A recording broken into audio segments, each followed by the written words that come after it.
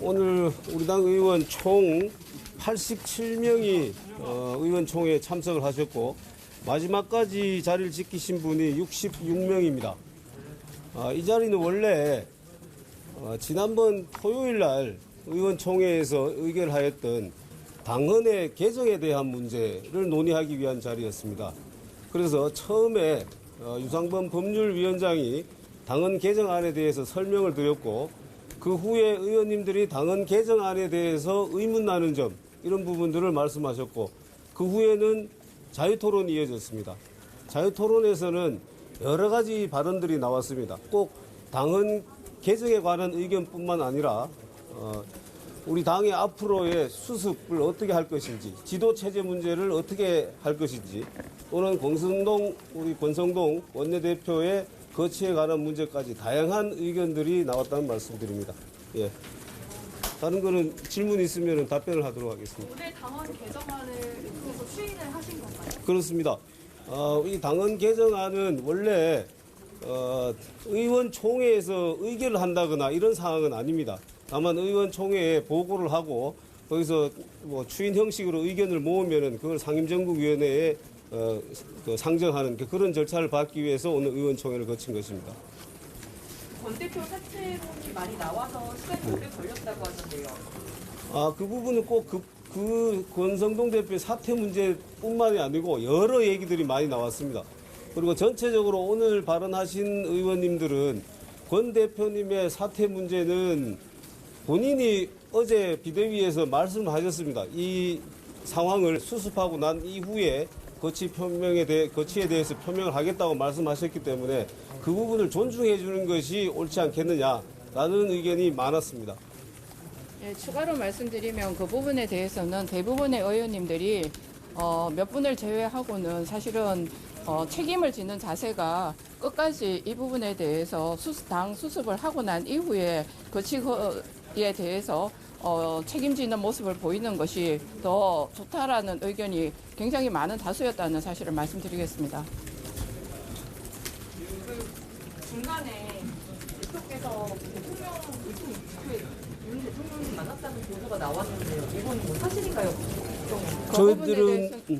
그 부분에 대해서는 저희가 확인해 줄 수 없습니다. 앞으로 당헌당규 개정 절차는 어떻게 되는지 서병수 회장님은 여전히 전국이 열 수 없다는 입장이신 것 같은데 어떻게 대응하실지. 그건 오늘 오전까지의 서병수 의장의 입장이었고 그 후에 오늘 의원총회에 총의를 모은 결과 이후에 입장 표명은 아직 없으셨습니다. 그래서 그 부분에 대해서는 우리 당의 법률자문위원회 또는 당 기조국에서 서병수 의장님을 뵙고 이런 상황을 설명을 드리고 상임정국위원회를 일단 열어줄 것을 부탁드릴 예정입니다. 그리고 참고로 말씀드리면은 우리 당헌에는 상임정국위원회 4분의 1 이상의 위원들이 상임정국에 소집 요구를 하면은 의장 소집한다라고 되어 있습니다. 할 수도 있고 안 할 수도 있다라는 것이 아니라 소집한다라고 되어 있기 때문에 그 부분 아마 서병수 의장님께서도 충분히 생각하실 거라고 생각합니다. 지금 손이 모으신 당헌 개정안이 구체적으로 어떤 내용인지 예, 첫 번째는 이겁니다. 그리고 첫 번째 얘기도 하고 모든 부분을 포괄하는 부분이기도 한데 그 전에 당헌은 어떻게 되어 있었냐면은 비대위의 출범 요건으로 당대표의 거리 또는 최고위원회의 기능 상실 등 비상 상황이 발생한 경우에 비대위로 간다라고 되어 있습니다. 그런데 이 최고위원회의 기능 상실이라는 부분이 추상적으로 규정되어 있기 때문에 이거를 해석에 따라서 달리 해석할 여지가 생깁니다. 그래서 이 부분에 대해서 이번 당헌 개정안에서는 이렇게 바꿨습니다.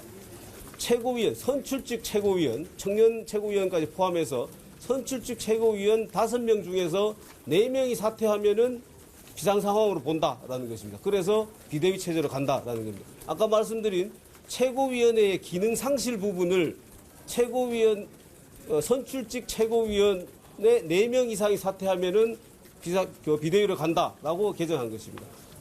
비대위 운영에 관해서도 좀 더 구체적으로 당헌당규를 고치시기. 네, 그런 부분에 대해서는 지금 제가 말씀드린 이런 부분들을 보완하기 위해서 비대위원장의 지금 그 지위와 권한은 당대표의 지위와 권한에 준하는 걸로 추상적인 규정으로 되어 있었는데 그런 부분들을 구체적으로 여기 최고위원회는 비대위원으로 비대위원장은 당대표로 이렇게 구체적으로 그 조문을 치환하는 명확하게 규정하는 그런 규정들이 들어가 있습니다. 그 당원 개정에 대한 그런 이견은 좀 없었나요? 뭐 하지 말자 이런 게 아니고 뭐 일부는 조금 뭐 조정하자. 의견으로 이런 의견도 있었습니다. 최고위원회로 돌아가자라는 의견이 있었습니다. 몇 분께서 그런 말씀을 해주셨는데 현재 이 우리 당헌 당규 해석상 이번 비대위의 출범으로 이미 최고위원회는 해산된 것으로 간주됩니다. 그래서 그걸 다시 최고위원회로 돌아갈 수는 없다. 그리고 가처분 판결에서 그런 그 이유, 가처분 그 결정의 이유에서 약간 그렇게 언급은 했지만 그것은 이유일 뿐이지 주문이 아니다.